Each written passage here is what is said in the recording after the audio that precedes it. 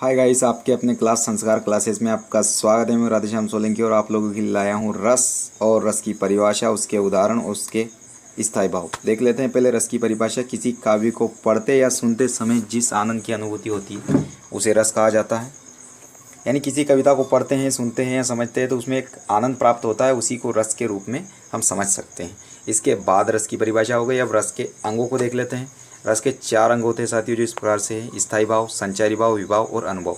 इसके अंगों को थोड़ा सा परिभाषा के रूप में समझ सकते हैं हम, जो इस प्रकार से दिखा सकते हैं। स्थायी भाव और संचारी भाव की परिभाषा भी कह सकते हैं इसे, और इनका अंतर भी कह सकते हैं। दोनों में अंतर भी आता है साथियों 2 नंबर का, जो इस प्रकार से होगा। स्थायी भाव देख लेते हैं। सहृदय के हृदय में स्थिर मनोविकारों को स्थायी भाव कहा जाता है। ये संख्या में 10 होते हैं। इसके भाव संचारी भाव होगा। आश्रय के चित्त में उत्पन्न होने वाले अस्थिर मनोविकारों को संचारी भाव कहा जाता है। इनकी संख्या 33 होती है। इसके बाद विभाव को देख लेते हैं, जो इस प्रकार से हैं। स्थायी भाव के उत्पन्न होने के कारणों को विभाव कहा जाता है। विभाव 2 प्रकार के होते हैं: आलंबन, उद्दीपन। आलंबन जिसके प्रति स्थायी भाव उत्पन्न हो। आलंबन के 2 अंग होते हैं: आश्रय और विषय। इसके बाद आलंबन ये भी हो चुका है, इनको थोड़ा सा और समझ लेते हैं। आश्रय देख लेते हैं। आश्रय जिस व्यक्ति के मन में भाव जागृत हो उसे आश्रय कहा जाता है। विषय को देख लेते हैं।